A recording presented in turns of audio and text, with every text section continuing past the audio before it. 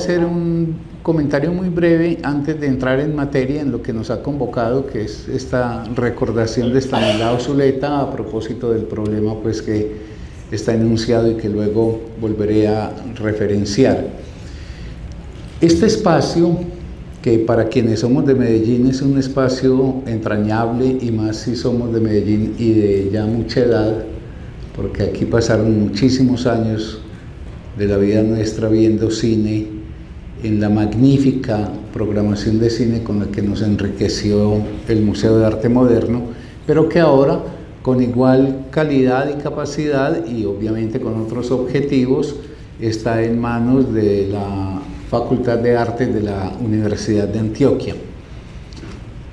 En este sitio, todos los últimos jueves de cada mes, con excepción de 2 jueves donde nos hemos visto en la obligación de alterar que no sea el último jueves sino el tercer jueves por razones de calendario, yo voy a ofrecer un seminario. Este espacio, este horario está destinado al seminario sobre Marcel Proust. Se llama Conversando y buscando el tiempo perdido con Marcel Proust. Y es un seminario que va, más que un seminario, es un ciclo de conferencias que para este año tiene programadas 9 conferencias de aquí a noviembre.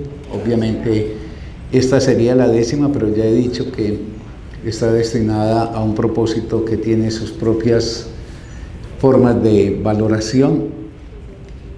Y ese seminario sobre Marcel Proust va a ser un esfuerzo de mi parte que espero poder llegar a estar a la altura del compromiso por bregar a transmitir a Marcel Proust, por bregar a ganar actitudes lectoras con Marcel Proust. Marcel Proust es un escritor insigne y yo creo, pues es un juicio ya muy personal, que su novela En busca del tiempo perdido es lo más grande que en literatura se forjó y probablemente se podrá forjar. Hacer una auscultación detenida de En busca del tiempo perdido a través de las problemáticas que ese texto ofrece, porque no se trata de que yo relate el texto, ustedes los que se animen lo podrán leer y sabrán entonces acceder a él, sino que lo que me he propuesto es bregar a extractar problemáticas y abordar esas problemáticas con los elementos que ofrezca Proust, pero también con elementos provenientes de otros saberes. No obstante, este año, por el interés profundo que tengo en bregar a conseguir el efecto de transmisión de Proust, yo lo he destinado a un juego de conferencias que hacen parte más bien como de formas de ingresar a Proust, unas maneras de ingresar a la lectura de una obra tan maravillosa, pero también tan difícil y tan compleja. Y cuando digo difícil, lo digo como si fuera un gran mérito, porque efectivamente lo es. Entonces, quería decir esto antes de entrar en lo que nos ha reunido hoy, para que ustedes sepan que esta fecha de hoy nosotros la hemos cedido del seminario en torno a Conversando y buscando el tiempo perdido con Marcel Proust, por la rendición de memoria y de gratitud de nosotros, de los 3 que estamos acá, que luego los presento, a Estanislao Zuleta. O sea, esto no fue un sacrificio, esto fue algo que al unísono compartimos, que Estanislao Zuleta bien merecía interrumpir el inicio del seminario de Proust. Pero sería riquísimo, aquí veo caras que me encontré anteayer en La Piloto, ayer en el Águila Descalza, pues en el Solar del Águila. Sería riquísimo si vamos haciendo como una rutina cada fin de mes, en donde manteniendo esas 3 líneas temáticas, en La Piloto, el amor, la muerte y el mal, en el Solar del Águila, síntomas de la existencia en nuestro tiempo, y aquí el seminario ya mencionado, el de Conversando y buscando con Marcel Proust, el tiempo, que hiciéramos una especie de rutina ciudadana, de hábito ciudadano, en donde pudiéramos ir compartiendo los sentidos que nos deparan todas estas problemáticas. Muy bien. Entonces, en la mesa, pusimos aquí en el centro a quien se lo merece. Ella se llama Lina Pulido. Ella es, yo siempre que hablo de Lina digo que es el alma de la BFK, de la Fundación Biblioteca Franz Kafka. Es muy bravita y cuando pone brava la BFK tambalea, ¿sí o no, Alejo? ¿Sí o no? O marcha. O no marcha. Pero ya eso indica el valor de Lina. Lina es de Tunja, es profesora universitaria, está muy concernida con el proyecto nuestro, que es un proyecto de lucha cultural, no es más, es bregar a contraponer a las ideas que circulan a veces tan banalmente en este mundo, contraponer otras maneras de ver el mundo, la vida, etc. Entonces, Lina Pulido. Y en el otro extremo está Alejandro López. Alejandro López es el director de la Fundación Confiar, viejo amigo, pues pese a que somos muy distantes en edad, nos conocemos hace muchos años y hemos trabajado de manera compañeril en muchas actividades. Entre otras cosas, muy grato poder, por ejemplo, tener este panel, porque aquí hay como la representación de 3 generaciones en relación a Estanislao Zuleta y en relación a eso que nos preguntamos como si fuese un peligro de verdad que se viene cerniendo, si los intelectuales, de lo cual Estanislao seguramente es un paradigma, están desapareciendo. Entonces tenemos una persona joven, digamos una persona de una generación temprana, tenemos una persona de una generación mediana y tenemos una persona vieja, que hemos tenido continuidad. Particularmente yo fui discípulo de Estanislao, quise mucho a Estanislao, le agradezco mucho, lo cual no obsta para que tenga también algunas discrepancias con Estanislao, como se tiene siempre con alguien a quien uno valora y quiere. Un poco en el ejercicio de esa admiración mía por Estanislao, admiración de un aprendiz y a quien le agradezco, como les digo, pues infinitamente sus lecciones y enseñanzas. Por ahí finalizando el siglo XX, yo conocí a Alejo como alumno mío en un salón de clase en la Universidad Nacional y ahí tejimos una larga y continua amistad que llega al presente y que nos ha permitido fundar, por ejemplo, en su momento la Corporación Cultural Estanislao Zuleta, que tuvo una larga vigencia, luego el Centro de Estudios de Estanislao Zuleta y ahora, por las peripecias pues, del camino, derivar en la Fundación Biblioteca Franz Kafka. Entonces tenemos a Lina, a Alejo y estoy yo. Y lo que nosotros vamos a hacer es ser fieles al título con el que les invitamos, y sin pontificar y sin tener ninguno la certeza de que va a dar en el clavo con esta problemática, pero sí en forma seria tratar de proponerles algunas ideas a ustedes, de tal forma que esas ideas alimenten el espíritu de ustedes y a las 8 de la noche cerremos esta conversación para que ustedes tomen la palabra, conversemos, en fin, crucemos también interpretaciones. Entonces vamos a dar inicio para no dilatar más el comienzo. A mí me gustaría iniciar con una pregunta. Esta conversación es como si estuviéramos en una mesa de café y uno preguntara a los otros dos.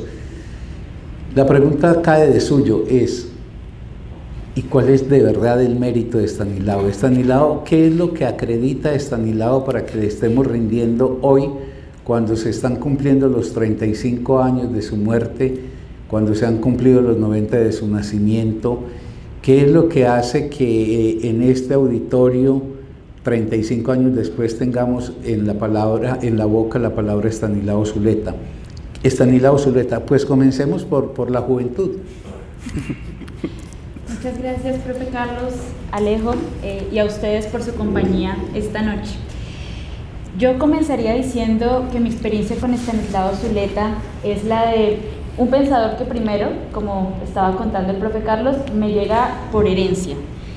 Y eso significa que cuando uno recibe una herencia, sabe también que está recibiendo algo valioso que le implica también una gran responsabilidad y un gran trabajo.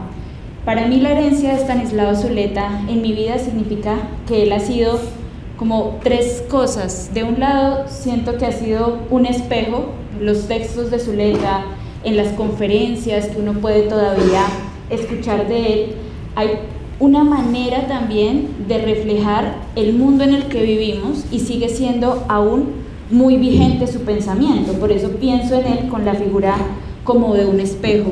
Pero también para mí es una ventana, porque cuando yo quiero dirigirme a algún saber nuevo, en general pienso primero si Zuleta hizo algo sobre ese saber, sobre ese texto, sobre ese pensador que me pueda ayudar a entrar en un tema nuevo de una manera de pronto más tranquila o más llana. Y en ese sentido para mí Stanislao Zuleta tiene una gran riqueza, y es que es un intelectual. Ya definiremos más adelante qué significa ser un intelectual, pero que es un intelectual en el sentido de que demostró que debemos trabajar en torno a los problemas que nos interesan, a los problemas del mundo, es decir, volver la mirada sobre el mundo, pero que ante problemas complejos no podemos encerrar el saber en una sola cosa, sino que tenemos que permitirnos ir a las diferentes disciplinas, a los diferentes saberes e incluso al arte y a la literatura para poder tener una caja de herramientas mucho más robusta para entender esos problemas y entender el mundo en el que vivimos. Así que para mí Stanislao Zuleta es eso, es un puente. Si yo quiero pensar la política, hay un texto o una conferencia de Zuleta que puedo escuchar. Si quiero pensar en la literatura, hay textos de Zuleta. Si quiero pensar la filosofía, hay textos de Zuleta. Entonces para mí es como ese puente que me permite enlazar con muchos saberes para entender mejor el mundo en el que vivo. No sé, Alejo, si vos querés decir algo. Sí, pues antes de meterme en esto de los méritos de Stanislao, pues también sumarme a lo que dice Lina y el agradecimiento pues a Carlos, que ya lo reseñaba ahorita en el saludo. Llevamos tantos años trabajando en torno a estos temas y de alguna forma creo que este espacio, esta conferencia es testimonio de poder generar unos mecanismos y unos instrumentos para transmitir y para permitir que un hombre, un pensamiento, una obra como la de Stanislao pueda seguir habitando entre nosotros, que creo que eso es uno de los grandes problemas que tenemos como sociedad, de estar creando e inventándonos permanentemente de cero. Y yo creo que uno de los méritos que tiene Zuleta precisamente es la vigencia, ya lo decía Lina, pero le quiero sumar un adjetivo, es una vigencia con una gran frescura en su pensamiento, y a mí eso me sorprende mucho porque tiene una capacidad, por ejemplo, de hablarle a las nuevas generaciones.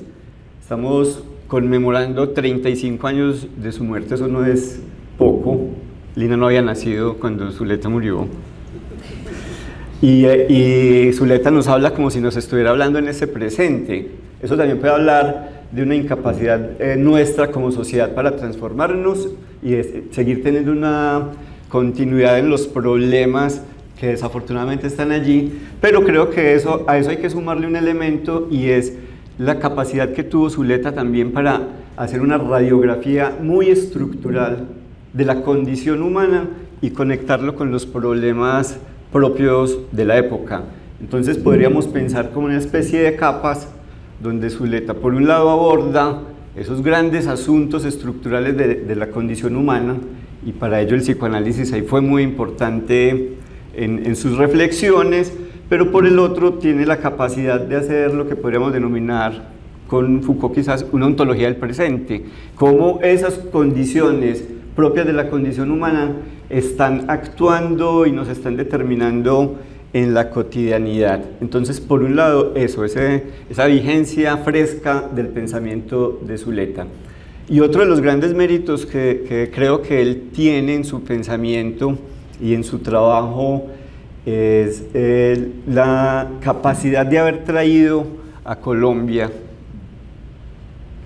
saberes y pensadores referentes fundamentales del siglo XX, ¿cierto? Yo creo que ahí mencioné para el psicoanálisis, uno podría empezar a hablar desde allí en una relación que él abre con todas esas corrientes del estructuralismo y los maestros de la sospecha, y cómo con eso pensó nuestra sociedad. No pensó que esos eran referentes europeos, referentes de otras latitudes, sino que eran unos referentes de humanidad. Y yo creo que esa es esa conexión que logra hacer Zuleta, y la posibilidad de poner en los distintos entornos en los que se movió estas figuras del pensamiento y ponerlos en articulación, como lo decía, con los problemas propios de Colombia. A mí me parece que hay un gran mérito del pensamiento de Estanislao. Claro, yo le quiero sumar a lo que han dicho Lina y Alejo, un poco también en tono personal, y me disculparán, dado que dije que de los tres, el único que tuvo una relación personal con Estanislao fui yo, porque por ahí yo puedo plantear el valor de Estanislao, testimoniándolo en el efecto que tuvo sobre mi propia vida. Yo era un muchacho joven, tenía muchas ganas de aprender cosas, quería tener maestros, pero el mundo escolar era tan absolutamente paquidérmico con el espíritu, tan soso, esas lógicas de que hay que leer para presentar un examen, que los currículums le estructuran a uno las rutas que uno ha de seguir. Yo no tenía plena conciencia, pero sí había algo en mi espíritu que se revelaba mucho a eso. Hoy podría explicar eso con más elementos. En ese momento era más bien un asunto vivencial. Y yo era estudiante todavía de colegio. Yo era presidente del Consejo Estudiantil de Marco Fidel Suárez, en una época muy turbulenta, donde el movimiento estudiantil, tanto de secundaria como de universidad, era muy fuerte. Y esa condición de ser el presidente del Consejo Estudiantil y las movilizaciones y todo eso me llevó muy temprano a la universidad. Y un día, saliendo de una asamblea en la universidad donde nos habían recibido para que pasáramos un informe de un Congreso Nacional de Estudiantes de Secundaria, un amigo, que quiero mencionarlo con su nombre porque él le ha rendido también a Estanislao un recuerdo muy amoroso, profesor en este momento de la Universidad del Valle, ya jubilado, Humberto Quiseno. Al salir de esa asamblea, Quiseno me dijo: oíste, hombre, es que allí hay un tipo que es brillantísimo, que ese tipo sabe muchísimo. Pues imagínense, 17 añitos teníamos, entonces, no fregues, sí, vamos. Y fuimos allá al bloque de economía de la Universidad de Antioquia, en el segundo piso, y entramos. Y llegó un hombre de figura robusta, no muy bien acicalado, se sentó, y vea, créanme, yo en estos días he venido hablando en las conferencias que he dictado del amor bajo aquella imagen tan bella de Lacan, de que el amor es el instante de una mirada, es el instante en el cual algo se abre en vos, y puede ser el amor por una mujer, por un hombre, o de pronto el amor que se descubre ante un maestro que abre sendas que uno no había ni previsto, y por ende uno queda absolutamente fascinado. Yo escuchaba a ese hombre, y claro, como yo venía también de mis profesores del colegio, pero a veces iba a profesores de la universidad, y entonces un poco la letanía magisterial, yo de pronto en Zuleta sentí que la palabra cobraba una vivacidad, que la palabra era testimonio de la inteligencia, pero además de una cosa muy importante, de la autenticidad. Zuleta empezó a hablar de cosas que ni de lejos yo sabía que existían, pero era de una forma tan hilada que, pese a que yo era tan ignorante, eso podía calar en mí. Pero no me quiero alargar, porque lo que yo quiero enfatizar es que a mí lo que me impactó, y lo que hoy de verdad lo digo, y espero no sonar patético con eso, me salvó la vida, es que Zuleta de pronto me dio a entender que el conocimiento era mucho más rico, mucho más festivo, mucho más poderoso que lo que el mundo escolar hacía con él, que el mundo escolar era enfermizo en su transmisión, y que uno podía encontrar otras fuentes, Y ahí, para ir concluyendo con esta primera partecita de mi comentario y que sigan mis compañeros y compañeras, decir, mire, a mí en Zuleta me impresionó mucho la sabiduría, pero la sabiduría hilvanada, no es el erudito que entonces se empavona y le da a conocer a los demás cuánto sabe, sino que yo sentía que era una palabra al servicio de entender algo y de transmitirlo, porque yo creo que una gran virtud de Zuleta es que tiene un discurso que efectivamente puede estar al alcance de todo aquel que se siente ante él. Pero en segundo lugar, para mí en Zuleta lo fundamental, y en esto yo quisiera que ustedes pensaran con detenimiento, es que mire, el mundo intelectual, como el mundo político, es el mundo también de los farsantes y de la gente inauténtica. Entonces vos encontrás gente que posa, por ejemplo, de revolucionaria y que se llena la boca pues con los vocablos de más transformación del mundo. Y este acá que cuando la vida exige compromisos, cuando la vida exige, por ejemplo, estar efectivamente puesto en juego para que algo que uno ha tratado de levantar se mantenga en pie, esas personas traicionan.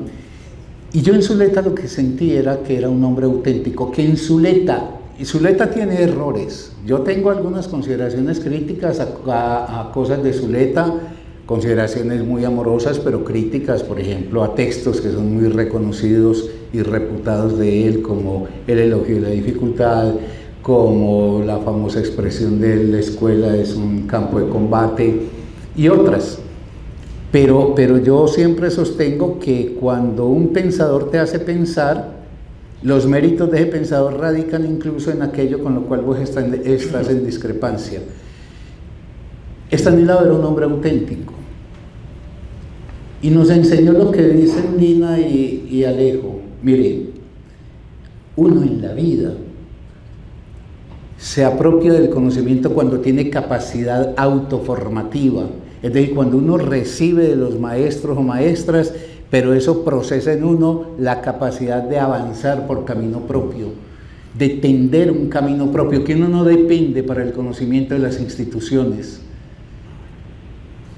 que lo propio de uno es lo que puede abrir la brecha por donde ha de transitar uno en las búsquedas de uno.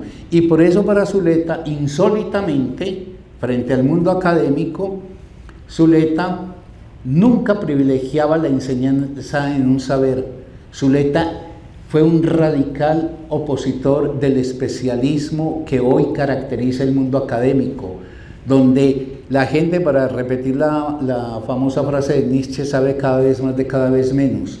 Y entonces en ese saber cada vez más de cada vez menos y de hundir la nariz en la raya y no ver más allá, se pierde la perspectiva del mundo, el análisis del presente, la indagación del pasado, la prospectiva de lo que vendrá, etc. Zuleta era auténtico, enseñó, y eso fue muy importante, por lo menos para mí en mi juventud y a lo largo de mi vida, es que mire Carlos Mario, lo que importa en la vida de uno, esta vida tan efímera, son los problemas que se vuelvan esenciales en uno, y esos son los problemas que hay que atacar para ver cómo diablos encuentra uno respuestas para los mismos. ¿Y con qué los atacas? Lo dijo Lina, con la caja de herramientas que son los saberes. Y termino con esta anécdota. Una vez que yo fui al aeropuerto, Zuleta se había ido de Medellín muy mal. Medellín fue muy duro y muy feo con Zuleta. Zuleta se había ido muy herido en el año 70. Entonces, pasaron los años y yo había logrado mantener algún tipo de relación con él. Yo iba a Cali y un día me dijo Toño Restrepo, otro querido maestro, afortunadamente ya fallecido, me dijo, ¿por qué no convencemos a Zuleta que vuelva? Y bueno, nos dedicamos Toño y yo a persuadirlo y logramos convencerlo. Y entonces cuando fuimos al aeropuerto a recogerlo, yo le dije a Zuleta, cuando veníamos, a mí me tocaba, eso era en la piloto, el evento que íbamos a hacer era un homenaje al centenario de la muerte de Marx, y Zuleta iba a ofrecer ahí una conferencia. Entonces a mí me habían encargado que yo fuera pues el presentador. Entonces claro, yo le dije a Zuleta en el camino, Estanislao, ¿vos cómo querés que te presente? ¿Cierto? Como las presentaciones siempre son sacando los telones y los galones, cuánto ha estudiado, los doctorados, los plusdoctorados. Zuleta, ¿cómo querés que te presente? Y me dijo, ¿cómo así? Le dije, no sé, pues, como, no sé, historiador, filósofo, ¿qué? Y se quedó calladito un momentico y me dijo, no, hombre, yo creo que decir que yo soy un hombre que tiene muchos problemas y que está trabajando esos problemas. Ahí, sintetizada, está la posición de Zuleta. Por eso él era un pensador de la complejidad. Eso que se dice en las universidades y no se hace porque el sistema no lo permite, Zuleta lo ponía en juego. De ahí que, como dice Lina, referencien el psicoanálisis, la historia, la política, la lingüística, la literatura, la antropología, la etología. Es vastísimo, pero no es como el que está agregando piezas, sino el que entrevera todo eso como herramientas para poder trabajar las problemáticas que lo habitan o que, por ejemplo, conciernen con la sociedad. Claro, yo quisiera retomar ahí algunos de estos elementos que has planteado para pensar también esa figura del intelectual, porque fácilmente podríamos decir, bueno, ¿y qué diferencia Zuleta entonces de un profesor, de un académico, cierto? Puntos y algunos elementos que vale la pena pues poner sobre la mesa, que tienen que ver esa relación con los distintos campos del saber, ¿cierto? Es decir, la no especialización, que de alguna forma es a lo que hoy nos está lanzando la formación, y además es una formación que está pensada o diseñada mejor simplemente para el trabajo, y yo creo que Zuleta se opuso radicalmente a eso. Veía en la educación un campo de combate, como lo plantea pues en el texto, pero precisamente por buscar una transformación social, y yo creo que eso es otro de esos rasgos que podríamos definir en Zuleta y que cabe también para la figura del intelectual, y es ese compromiso con su sociedad. Es decir, no es un ser que se está formando y que sabe mucho y que entonces recurre a muchos saberes, pero que está de espaldas a los problemas que tiene su sociedad en lo concreto. Entonces, por eso encontramos textos como el de Colombia, Violencia, Democracia y Derechos Humanos, donde Zuleta nos conecta pues teorías, concepciones, conceptos de la democracia y de todos estos saberes, pero también con los asuntos concretos que están viviendo la población colombiana. Entonces, esa capacidad de el tejer entre los saberes, las problemáticas concretas y estar de frente a la sociedad, porque creo que ese es otro de esos rasgos, estar dando el debate en lo público de manera permanente, saliendo a la palestra con una postura, con una capacidad de interrogar lo que estamos viviendo, de hacerlo críticamente, pero también con la capacidad propositiva de caminos posibles para que esa sociedad y esos individuos, porque creo que ese es otro de esos rasgos bonitos de Zuleta, que piensa lo individual y lo colectivo, puedan hacer una vida lo mejor en el entorno de sus posibilidades, que creo que eso marca también un elemento fundamental. Entonces podríamos decir allí ese compromiso intelectual de Zuleta, y que nos permite definirlo de esa forma, está también cruzado por la rigurosidad con lo que abordaba los saberes, porque más allá de que haya un recorrido muy amplio en todos estos que ya ustedes han mencionado, pues es importante decir que hay una manera de abordarlos en Zuleta que efectivamente es rigurosa, pues no es alguien que pase rápidamente y deseche los conceptos y las teorías, sino que él se detiene y es capaz de elaborar. Y adicionalmente los pone entonces en contexto y nos permite tejer reflexiones amplias y con sentido, porque creo que eso es lo otro, hay un sentido que puede marcar un proyecto en el trabajo de Zuleta como intelectual, y eso creo que vale la pena ponerlo sobre la mesa. Uno de los aspectos creo que más singulares de Zuleta, y que quizás desde ciertos sectores de la academia le han criticado, es la producción oral, pues que básicamente su producción es oral, como si allí no hubiera la posibilidad de la rigurosidad. Y creo que eso es un punto importante para tener presente, y sobre todo cuando pensamos a Zuleta en perspectiva de futuro y de transmisión a las nuevas generaciones, porque lo que tenemos como obra de Zuleta tiene unos niveles de complejidad pues también importantes, por el acceso, por las formas como ha sido editado, pero creo que ahí también hay una gran riqueza en la manera como él produjo esa obra. A mí, a propósito de la anécdota de que pues, Zuleta se definía simplemente como un hombre que tenía muchos problemas, yo creo que hay una idea muy valiosa respecto a ese planteamiento de por qué Zuleta podría considerarse un intelectual y cómo se le contrapone también esa figura del intelectual a la figura de pronto del académico o del investigador en términos como de lo que la universidad ha definido como una investigación. Y yo creo que tiene que ver también con esa posibilidad de mirar al mundo, de preocuparse por el mundo, de conmoverse también por lo que pasa en el mundo y encontrar en las ideas y en una herramienta para pensar el mundo, es decir, para resolver esos problemas. Y ahí hay una cosa que creo que es también muy valiosa en Estanislao Zuleta, y es justamente cómo las ideas y el pensamiento, decía él, es la medida de todas las cosas. El pensamiento debería ser un imperativo categórico, pone él iniciando el elogio de la dificultad. Y justamente creo que eso guarda una relación con esa búsqueda incansable de él por la verdad, que rescata además un principio de la racionalidad que también creo que ahora se desdeña mucho, y es la posibilidad de la duda, el hecho de saber que no se sabe, y que creo que se contrapone con algo que es muy del mundo contemporáneo, que es como la primacía de la opinión. El hecho de que todo el mundo cree que sabe de absolutamente todo, pero a nadie le interesa realmente formarse para efectivamente comprender algo.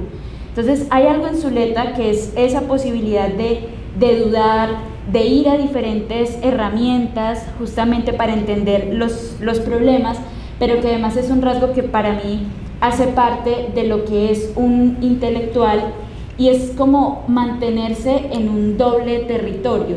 De un lado, estar como de cara al mundo, ¿cierto? Mirando al mundo sin aislarse de él, para poder encontrar en él los problemas que deben abordarse, pero también tener el espacio del recogimiento y de la soledad que permite justamente enriquecer el pensamiento. Entonces creo que en Zuleta habían ambas cosas, y parte también como de las lecciones valiosas que es posible heredar de él es poder estar de cara al mundo y de cara a sí mismo también, para cultivar un pensamiento auténtico que devuelva algo, que devuelva una manera, en el caso de Zuleta, que fue a través justamente de la oralidad que ahora mencionabas, una manera de transmitir una mirada del mundo a los otros. Entonces creo que esa oscilación entre la soledad y el cultivo del pensamiento propio y la mirada al mundo creo que también es algo muy valioso de Zuleta,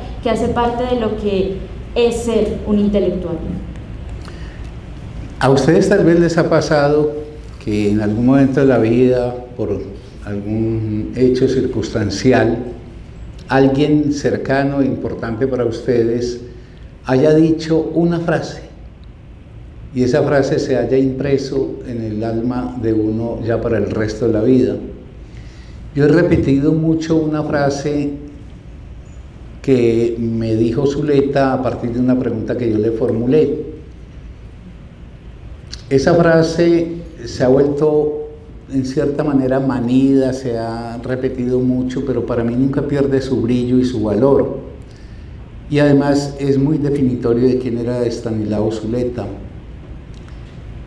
Algún día, aquí en Medellín, cuando él estuvo en Medellín un añito apenas, él era pues antioqueño, pero luego se había ido para Bogotá y luego volvió aquí a Medellín, estuvo un año y ahí es donde tuvo un fracaso. Medellín fue muy injusto con él y él se fue muy lastimado porque unos amigos decidieron ponerse de acuerdo, unos amigos de Cali decidieron ponerse de acuerdo y cada amigo cotizaba mensualmente un dinero, y entonces establecieron en Cali lo que se conoce como el Centro Cultural Sigmund Freud, donde Estanislao, a propósito de lo que decía Alejo, de la rigurosidad de Estanislao hizo una lectura renglón por renglón, y está transcrito oralmente, renglón por renglón, de toda la obra de Freud.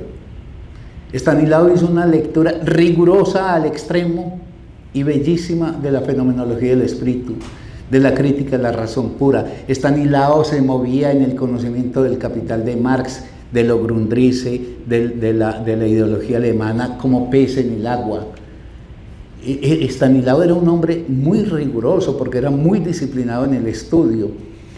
Pero aquella vez yo le dije: Estanislao, ¿uno para qué lee? Claro, una pregunta pertinente, pues uno para qué lee. Yo era muchacho y tenía semejante maestro enfrente, ¿para qué lee un Estanislao? Y me contestó: uno no lee para saber más,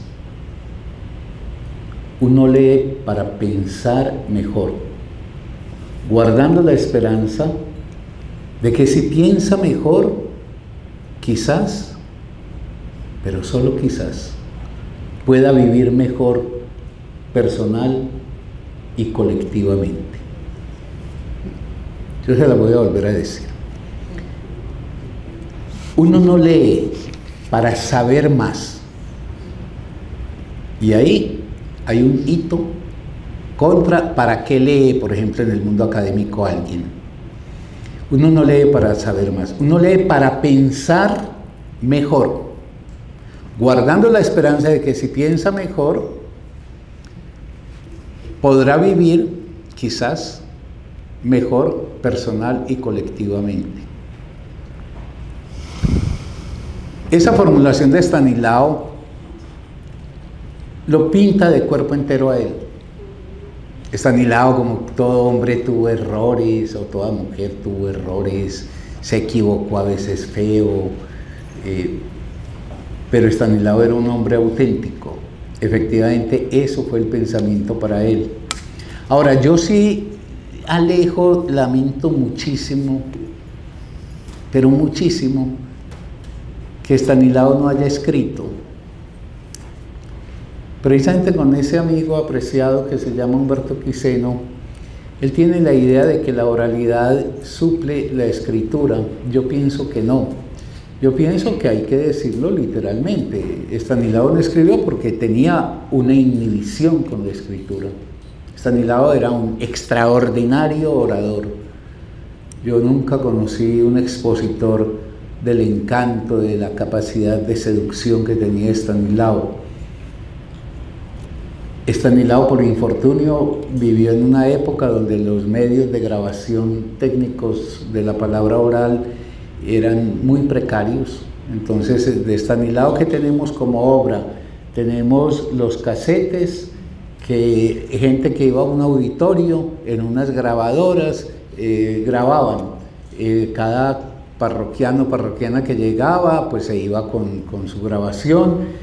Y cuando murió Estanislao, Pepe Zuleta, el profesor Alberto Valencia de la Universidad del Valle y Yolanda González, la segunda esposa de Estanislao, a quienes hay que hacerles ese reconocimiento, se dieron a la dificilísima tarea de buscar a las personas, persuadir a las personas para que facilitaran los casetes, transcribirlos y volcarlos a la letra impresa, pero eso no es escritura.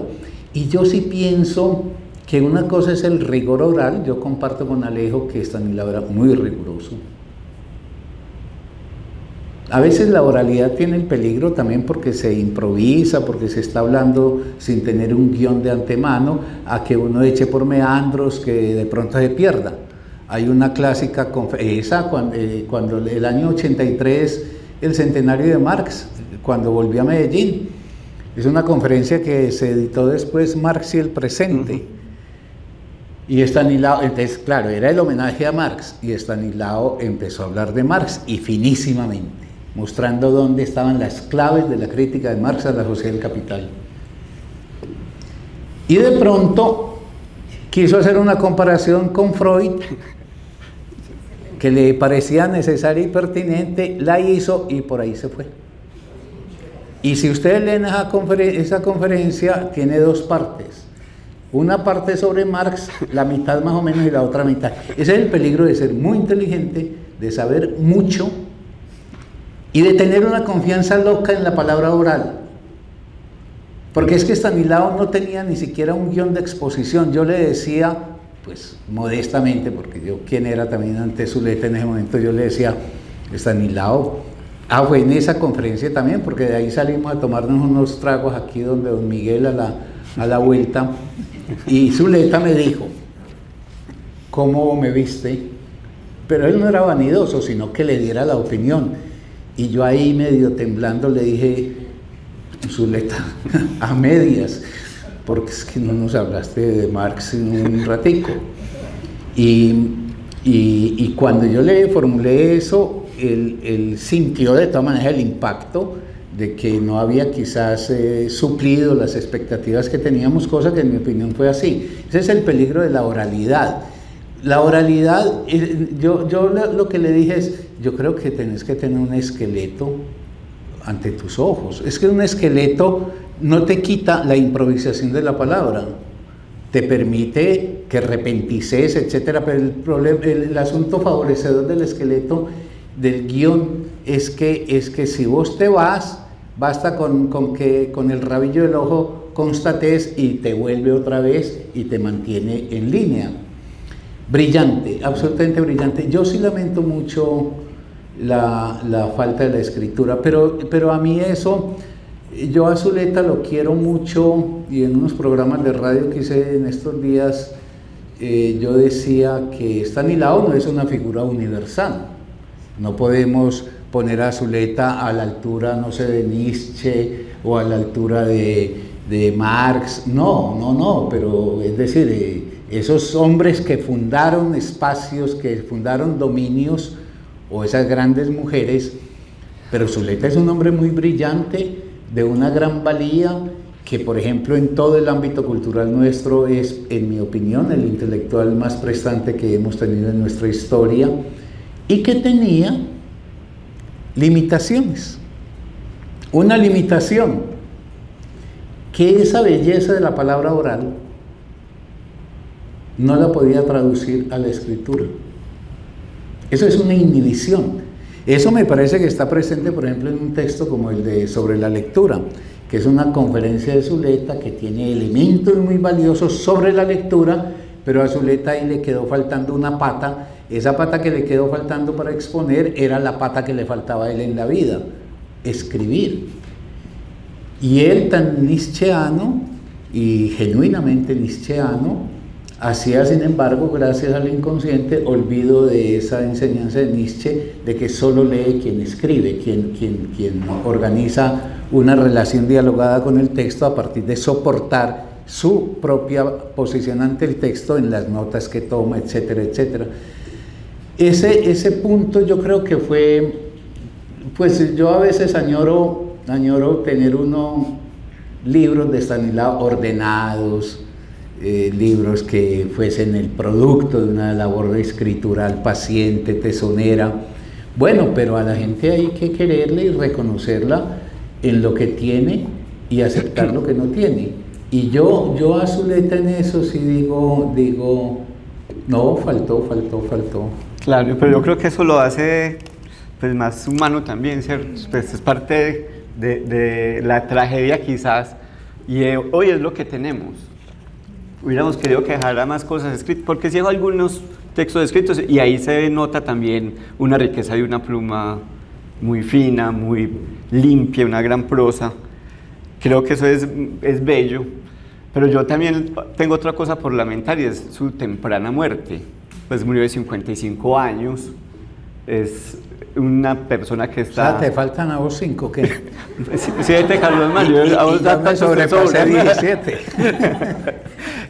Entonces uno se puede imaginar un ser como Zuleta con 55 años, ese potencial del pensamiento que tenía, y pues por un ánimo que Carlos Mario me dio en estos días, yo volví sobre mi tesis de la maestría, que fue pues sobre Zuleta, y encontraba un par de fragmentos de sendas cartas que él le envió a sus hijas, donde decía, bueno, es la hora de ponerme a escribir.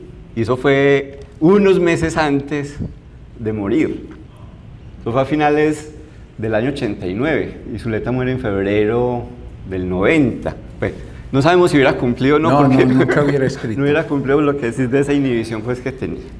Entonces, claro, eso es algo que lamentamos y que ya nos tocó afrontar esa obra de esa manera, y que ahí tendríamos que tener también la capacidad de poder recoger de manera mucho más articulada, de una forma más sistemática también esa obra, y poderla poner a producir. Un poco en esa línea de la pregunta de la muerte de los intelectuales, y es las sociedades, nosotros como sociedad, ¿qué hacemos y qué podemos hacer también con ese legado que tenemos allí?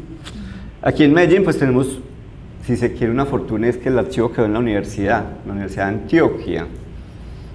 Cuando Pepe vino a hacer esa entrega del archivo, nos imaginábamos nosotros en ese momento en Corpo Zuleta la posibilidad de hacer un trabajo de ordenamiento de esa obra, ¿cierto? Recoger un poco esa aparente dispersión de saberes que hay allí en torno a esos problemas fundamentales de los cuales ya se han mencionado algunos, y poder generar una producción en torno a esa obra de Zuleta.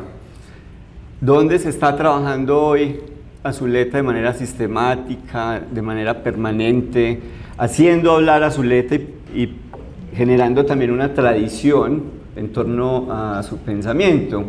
Y creo que eso es uno de los déficits que como sociedad tenemos.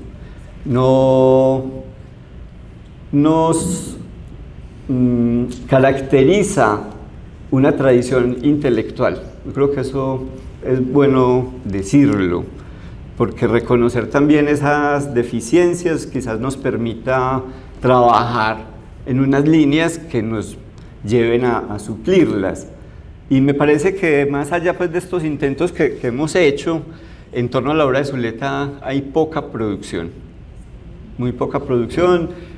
Algunas de los reconocimientos que los discípulos como Carlos Mario, como Quiseno, que ya lo mencionaste, como Hernán Suárez, van haciendo algunos artículos y van quedando algunas producciones en torno a él, pero sí creo que si nos preguntamos por ese lugar de los intelectuales y por esa muerte de los intelectuales, no podemos dejar de abordar esa pregunta. ¿Cómo trabajar mucho más con esa obra?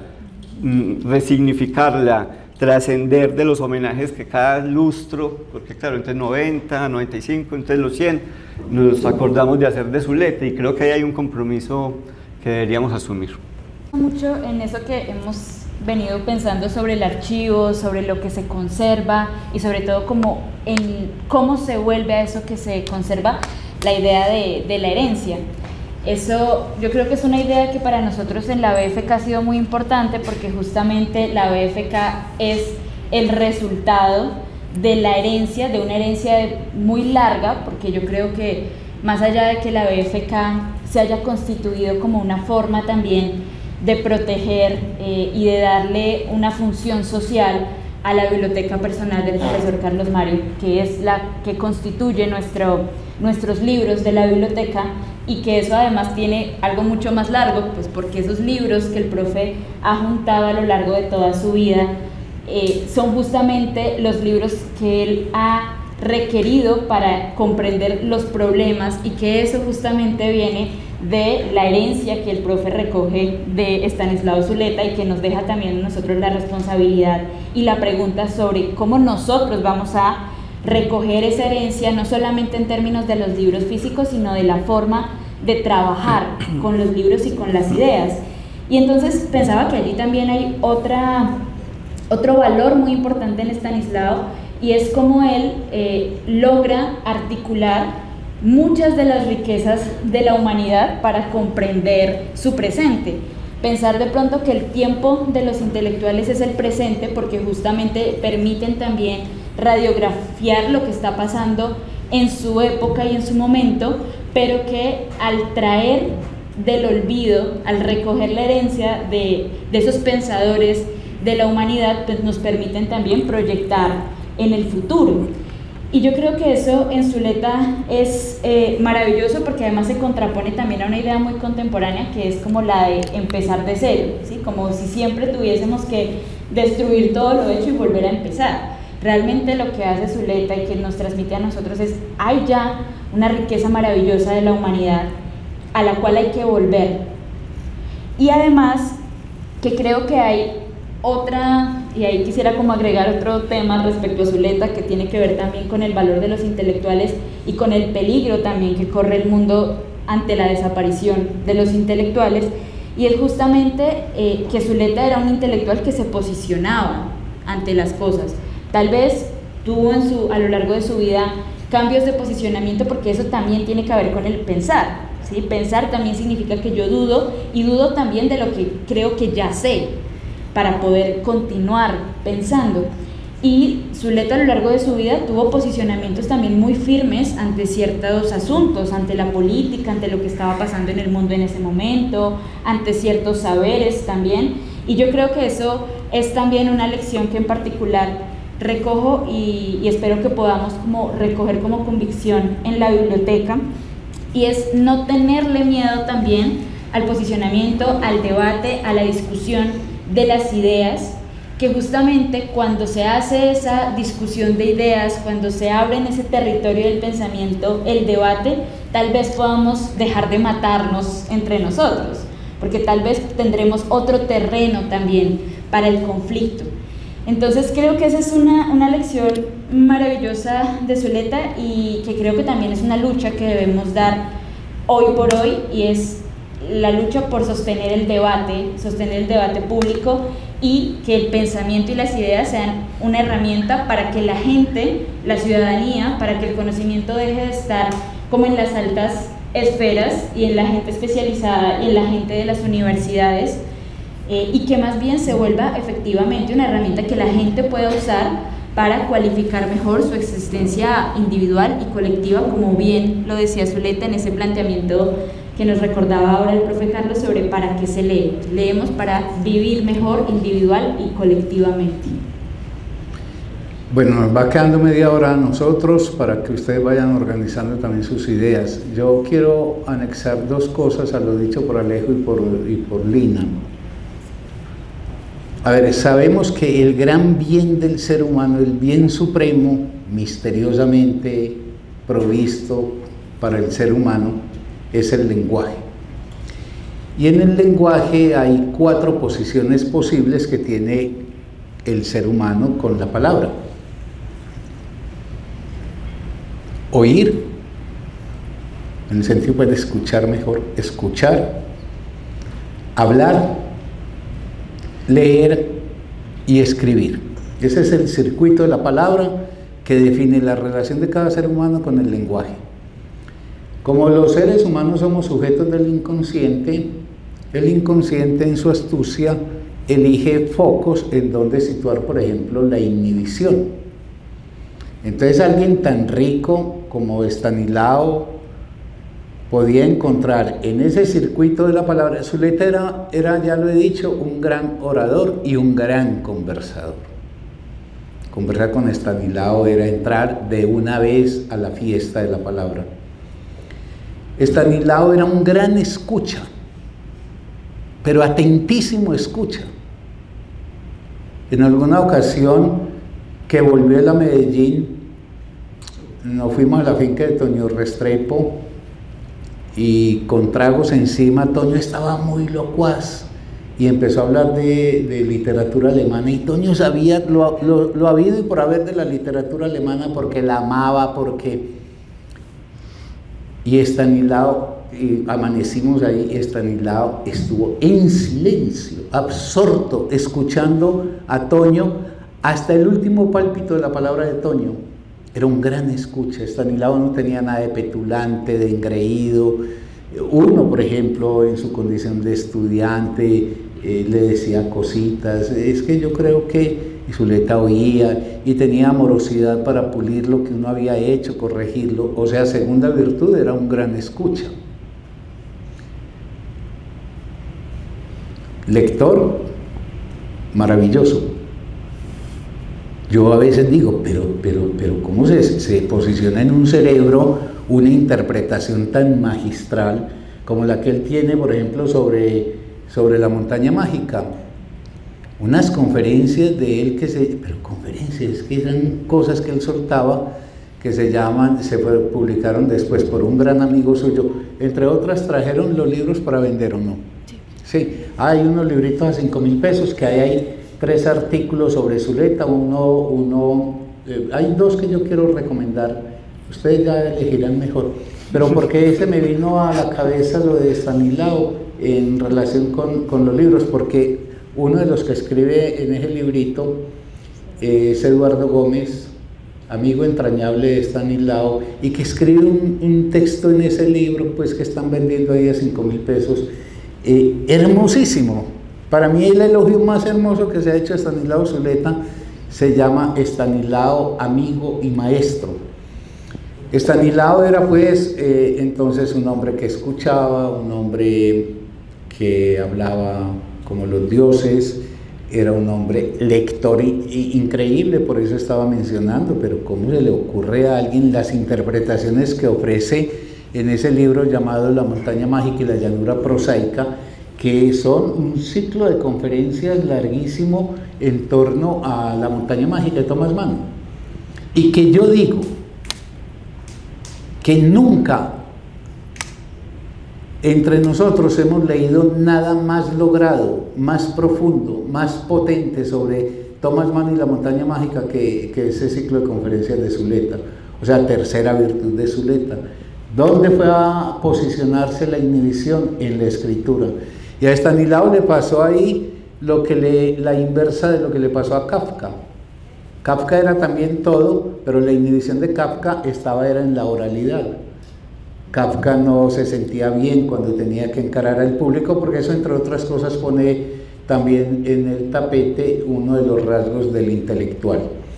Ese asunto con Zuleta de que yo sí creo que en el circuito él quedó ahí en defecto, pero eso no es imputable. Eso yo siempre digo, cada ser humano es lo que puede ser, y la medida de valoración que uno tiene que hacer de alguien es qué te fue posible ser, porque no te puedo pedir lo imposible de ser, porque si te pido lo imposible para vos, para tu psiquismo, etcétera, pues te termino reventando. Entonces, tener en cuenta eso. Y lo segundo, en relación a lo que acaban de mencionar tanto Alejo como Lina, es que, a ver, Estanislao, yo creo que Estanislao se le puede caracterizar como un intelectual, y probablemente en Colombia el intelectual más preclaro que hayamos tenido. Como bien dijo Alejo, este no es el territorio más fértil para los intelectuales, pero hemos tenido unos cuantos: Danilo Cruz Vélez, Hernando Telles, Baldomero Sanincano. Uno puede hacer una lista de 8 o 10 olvidados. Ojo que estoy diciendo esto por una cosa que voy a decir enseguida en relación a Estanislao. Olvidados.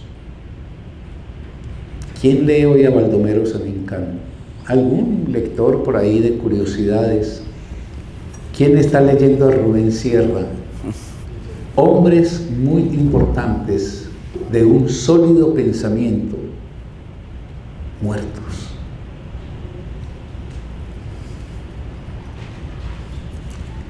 Voy a eso enseguida. Zuleta era un intelectual, un maestro. Yo tengo la tesis de que Zuleta no era un buen pedagogo, porque un pedagogo no es un intelectual necesariamente, puede haber un intelectual buen pedagogo, pero no necesariamente un pedagogo es un gran intelectual, porque en la pedagogía el rasgo que caracteriza al pedagogo es la singularización de cada uno de sus alumnos y la puesta en diálogo con la especificidad de cada uno de los alumnos, con la singularidad de cada uno de sus alumnos. El pedagogo es como el que pone la atención sobre el motor interno de ese joven para que eso se despliegue en él, a partir, por ejemplo, del diálogo. Por eso George Steiner dice que en el fondo educar no es sino crear las condiciones de posibilidad para conversar. Y por eso un pedagogo, reitero, singulariza. Entonces Platón, bueno, Sócrates a través de Platón, entonces pone en juego Gorgias, entonces el discípulo habla y sobre lo hablado por el discípulo interviene el maestro de manera artística casi para puntualizar, corregir, dejar abiertas cosas que estaban dichas en la palabra del alumno que habló pero que él no se había percatado, etc. Zuleta no era eso. Esta es una discrepancia también que tengo con algunos amigos. Zuleta era un conferenciante maravilloso, ahora un conversador en la casa extraordinario, pero Zuleta en un salón de clase hacía lo que estamos haciendo nosotros aquí, hablaba, lo que pasa es que era fascinante. Entonces para Zuleta era lo mismo hablar en la Piloto que hablar en el salón 207 de la Facultad de Economía, que hablar en cualquier parte. Zuleta disertaba. Lo que pasa es que desde esa disertación tan potente podía haber almas que en el auditorio ¡pum!, se enchufaran en algo y entonces eso hiciera luego carrera personal en ese muchacho, esa muchacha. Pero si ustedes constatan tras 35 años, digámoslo con esta expresión, los zuletianos que existen son muy poquiticos y yo pienso que están en extinción. Y yo por ejemplo recuerdo que cuando uno iba, lo que pasa es que Zuleta era absolutamente hipnotizador con su palabra. Entonces uno con eso daba por bien sentada pues la experiencia y se iba. Pero, por ejemplo, yo tuve compañeros míos que asistíamos asiduamente, porque nosotros nos volvimos asiduos de Zuleta, a quienes hoy cuando me los encuentro, Zuleta no les dejó mayor huella, su vida completamente ajena a lo de Zuleta, y no porque fueran muchachos que fueran poco inteligentes o poco serios con la vida, poco comprometidos. No, yo creo que lo que faltaba era también la interlocución singular, que para mí ese es el ámbito del pedagogo. Por eso es que hay que reventar esos modelos universitarios donde un salón de clase es un lugar de disertación, y yo digo, está bien en un espacio de estos una conferencia o una exposición, pero no puede ser en un salón de clase. En un salón de clase tiene una gente de carne y hueso, que tiene nombre, que tiene rostro, que tiene palabra, y lo que hay que armar es un circuito donde el otro intervenga, y el magisterio se tiene que hacer desde lo que el otro ha dicho para ir puliendo el camino de aprendizaje de este. Zuleta no tenía esa virtud, y hay que decirlo otra vez amorosamente. Maestro sí, ¿por qué? Por potente, por cautivante, pero él hacía el magisterio sobre aquel muchacho, muchacha que de alguna manera podía encontrar un chispazo en lo enunciado por Estanislao que desataba en él o en ella ese camino. Y lo otro que quiero decir es, miren, llevamos 35 años de muerte de Estanislao Zuleta. Si ustedes me preguntan a mí, yo les digo, el augurio mío es que Estanislao va rumbo al olvido. Este auditorio, con el agradecimiento a ustedes, tiene 60 personas en este momento asistiendo. En la ciudad no he visto que haya expresiones conmemorativas de Estanislao. ¿Y por qué va rumbo al olvido? Porque yo decía en estos días que hay 3 formas de encarar la muerte, que la inmensa mayoría de nosotros, que somos comunes y corrientes, que la inmensa mayoría de la humanidad moriremos, y no solamente moriremos físicamente, sino que moriremos bajo esa forma que es el olvido. Bueno, eso no hay que patalear ni ponerse uno en plan de depresivo, Eso se llama rasgo trágico de la condición humana. Muy poquiticos seres humanos hablan más allá de su muerte. Hay otra forma de la muerte, que es la forma ceremonial, la forma que yo llamo estatua, y que yo graficaba con un recuerdo de mi pueblecito. Los domingos nos llevaban los 20 de julio y los 7 de agosto a la escuela, nos bajaban filados de allá, nos parqueaban en el parque, y en el proscenio subía el alcalde, el juez, el cura, y se soltaban unos discursos conmemorativos de Bolívar, de Nariño, y era, eso era un juego de discursos, de encomio, de elogio, y uno ahí oía y se iba, y nada, y es lo que ha pasado. Aquí no hay conciencia de la historia de este país, nadie tiene atravesado en su cuerpo, bueno, nadie no, muy poquitica gente tiene atravesado en su cuerpo quién es Nariño, quién es Páez, quién es Sucre, quién es Bolívar, quién es Anzoátegui. No, vivimos bien como lo caracteriza esta época, sin historia. Como no tenemos historia propia, que eso es lo que nos recordará Proust en Busca del tiempo perdido, la necesidad de ir a ese pozo infinito de riqueza que se llama la historia propia, tampoco tenemos historia social. Entonces la segunda muerte es ese tipo de ceremonias, que es lo que estamos haciendo con Zuleta. Zuleta murió en el 90, yo me acuerdo en el 91 que Pepe, Toño, etcétera, organizamos el primer aniversario en la Piloto, y cada uno se soltó una conferencia de Zuleta. En el año, cuando cumplió los 5, los 10, los 15, los 20, esto ha sido religioso. Ahora en los 35.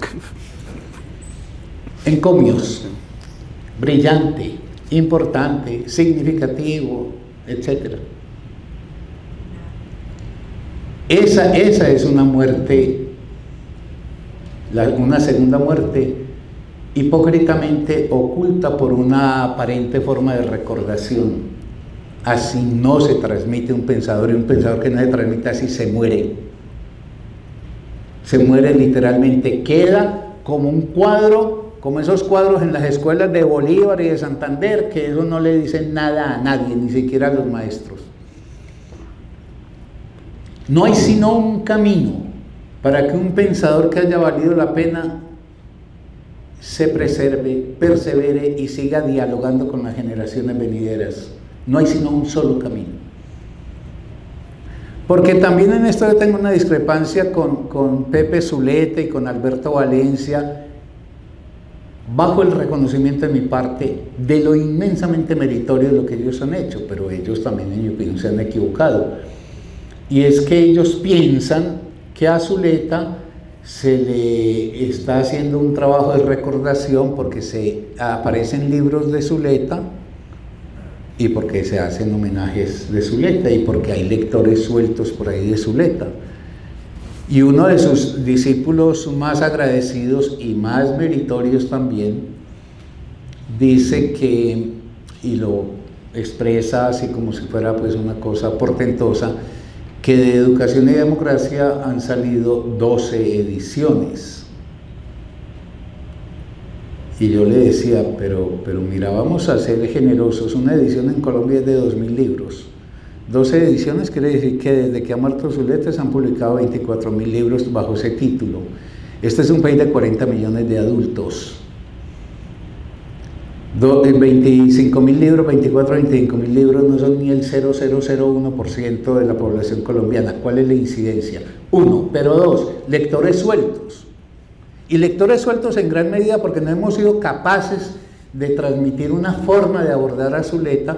Entonces es la gente que por ejemplo tiene interés, que quiere pensar la vida, y le dicen Estanislao Zuleta y ese señor es muy inteligente, y va y compra el libro sobre la montaña mágica, o compra Colombia, Violencia, Democracia, Derechos Humanos, cualquier cosa, lee y dice, uff, este tipo es realmente muy interesante.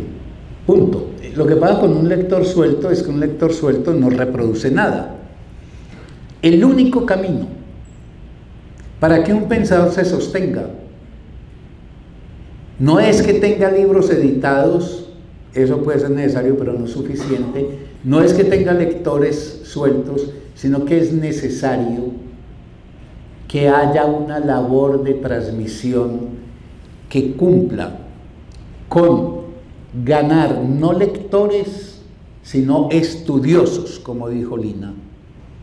Habría que conquistar, por ejemplo, entre las personas, aquellos o aquellas que se pudieran aplicar a estudiar. Porque uno no es lo mismo leer que estudiar. Estudiar quiere decir que acometes una ruta para abordar un problema y para poder esclarecerlo. Es decir, el estudioso es un ser disciplinado y centrado. Eso no le impide que tenga relaciones de complejidad. 2, bajo formas organizadas. Es que uno solo en la vida no hace absolutamente nada. Pues habla en los cafés y dice, pero si uno no hace parte de una estructura organizativa que incide en la sociedad, el pensamiento tuyo, la palabra tuya se disuelve. Lo único que hace efecto es poder conseguir que bajo una estructura organizativa, un conjunto de estudiosos que están centrados entonces en lo que pedía Alejo, labores de indagación, de investigación sobre esa obra. Y lo tercero, que eso se vuelque al mundo. Entonces hay que organizar, investigar y divulgar. ¿Qué es el mundo? El mundo es la sociedad. Y ahí hay una marca de diferencia radical entre un intelectual, como lo fue Estanislao, y lo que es el mundo académico. En el mundo académico hay gente que sabe mucho. Mucho. Colegas que le han dedicado la vida ya no solamente a un saber, sino a un pensador, y no solamente a un pensador, sino a un detalle de ese pensador.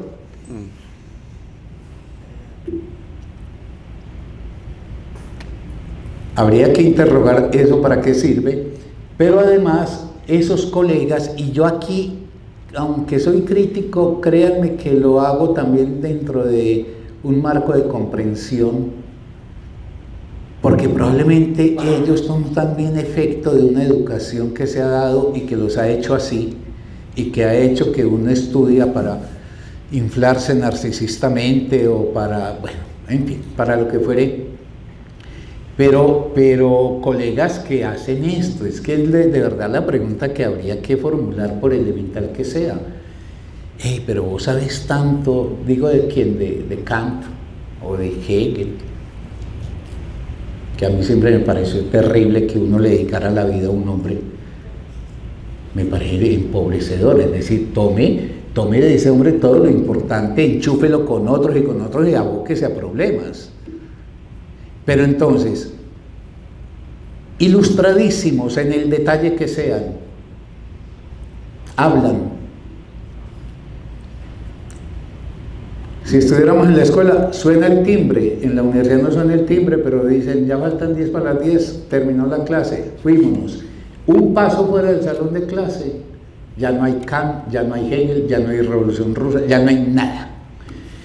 El mundo y el conocimiento se circunscribe a los matriculados, bajo unos formatos que impiden efectivamente que ese muchacho, esa muchacha despliegue su deseo y su pensamiento.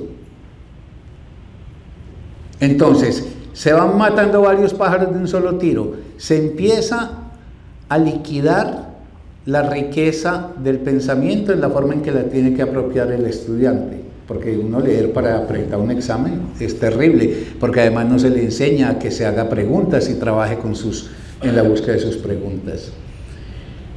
Pero su destino es únicamente el institucional. Y entonces yo digo, y esta es una cantaleta mía de hace muchos años, yo digo, pero ¿qué nos impide? Bueno, ser muy buenos docentes en un salón de clase, pero estar en los escenarios públicos de la ciudad, transmitiéndole a la gente sin pedirle matrículas, ni inscripciones, ni prometiéndole títulos, la riqueza del conocimiento para contribuir a elevar la capacidad de reflexión, de pensamiento, de crítica de la población. Imagínense ustedes ese montón de profesores universitarios que tenemos en Colombia, que yo no sé cuántos eran, eso deben ser por ahí 200.000 yo creo, volcados a la ciudad, haciendo grupos de estudios, seminarios, trabajando por ejemplo mediante sistemas de conferencia, es decir, insuflando la sociedad del conocimiento que poseen. No, entonces el conocimiento queda como en un gueto y queda estéril. Y yo creo que un intelectual, y Estanislao Zuleta es paradigmático en eso, es un hombre o una mujer público. Su centro de gravedad no es la institución, porque sabe que el conocimiento no se forjó por ese camino. Porque como lo he dicho yo en algunas ocasiones, Lina, que a mí me digan en qué universidad se graduó Aristóteles, en qué universidad le dio un título a Marx para, por ejemplo, refrendar su trabajo en economía política, que me digan qué institución graduó a Nietzsche en filosofía, o qué institución graduó, etcétera, sigan.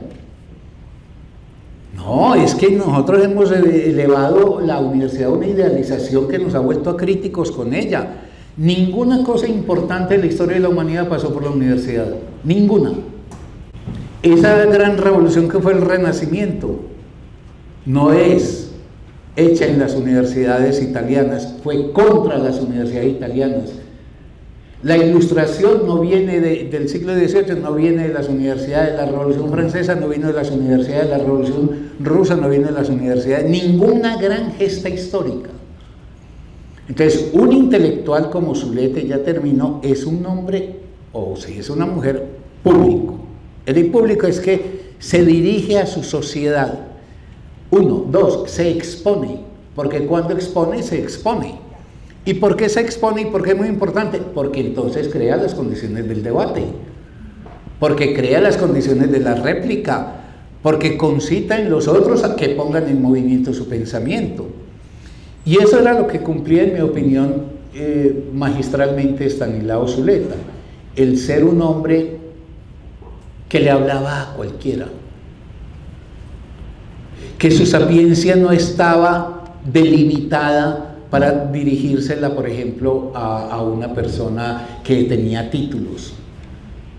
Mire, Estanislao Zuleta en la tienda de la esquina de allá del apartamento de él en Cali, bebiendo, te lo podías encontrar hablando con el chancero, con el zapatero que había ido a la tienda a tomarse también unos traguitos, y hablaba como hay que tomar a cualquier ser humano, es decir, como un ser inteligente, que si uno se sabe dirigir a él, esa inteligencia le permite ir clarificando las cosas. Pero mi opinión es que Estanislao Zuleta va rumbo al olvido. En eso hay también una afectuosa crítica a Pepe y a Alberto, porque por ejemplo con ese archivo de Zuleta de la universidad, cuando teníamos la Corporación Cultural Estanislao Zuleta, le pedimos que una copia de ese archivo se hiciera en la corporación para que allí pudiéramos trabajar investigativamente a Zuleta y, lo que dice Alejo, desarrollarlo. No, se prohibió, se le exclusivizó a un sitio donde no van sino unos investigadores para hacer una tesis de postdoctorado, etc.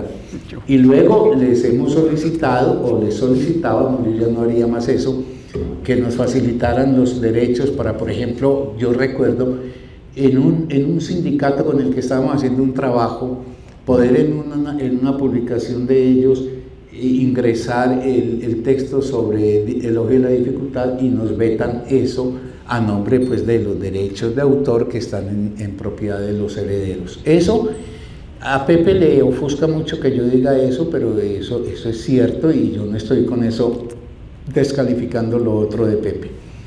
¿Y saben dónde ha sido imposible que hagamos eso? Y que yo soy muy escéptico. Lo que pasa es que ser escéptico no quiere decir que uno no siga combatiendo. Pero mire, cada vez es más difícil encontrar gente que se centre a estudiar, que sea capaz de obedecer a un esquema organizativo. Vos encontrás un montón de gente hablando de Marx y que soy muy marxista y esto y aquello, solos, o en un cenáculo universitario. Pero generar estructuras de organización, o en este caso de transmisión cultural de un pensador como Estanislao, necesitamos encontrar gente que tenga esa disposición que caracteriza a un intelectual. 1, un amor al saber. 2, un profundo compromiso con la sociedad. 3, un compromiso público con esa sociedad a través de la escritura, a través de la oralidad, etc. Esto es, como diría Nietzsche, el desierto crece. El desierto crece. Y yo me pregunto, estos son signos de la época, síntomas de la época, porque si hay Aristóteles es porque hubo aristotélicos, porque si hay Freud es porque ha habido psicoanalistas que se organizaron, trabajaron la obra y la prosiguieron. Mire lo que le está pasando a Marx. Marx es otro que va rumbo al olvido, queda ahí en una minoría metida para en los subterráneos hablando entre ellos, pero Marx se alimentaba de las gestas donde hombres y mujeres comprometidos con la revolución bajo formas de organización partidista, sindical, de organizaciones sociales, alimentaban eso en sus propias escuelas.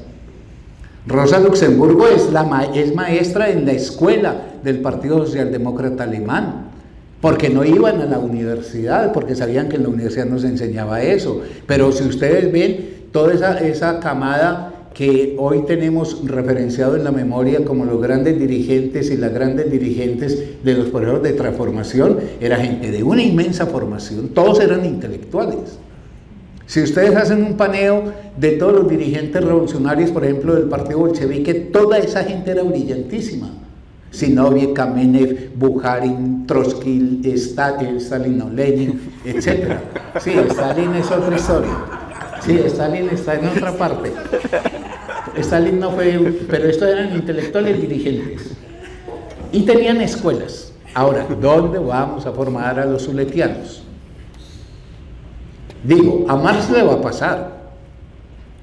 A ver, que salga el guapo, la guapa que me diga dónde está la gente, no los cenáculos, que eso es en la universidad que uno se cree revolucionario porque mantienen un grupito de 10 despalomados como uno trabajando allá. No, que eso tenga incidencia en la sociedad, que me digan dónde se está trabajando el capital como una herramienta de interpretación de esta sociedad. Si no se encuentra la gente, y no se encuentra, Zuleta va a quedar en esto, homenajes ante gente honrada y sincera, pero entonces vamos acabando. Bueno.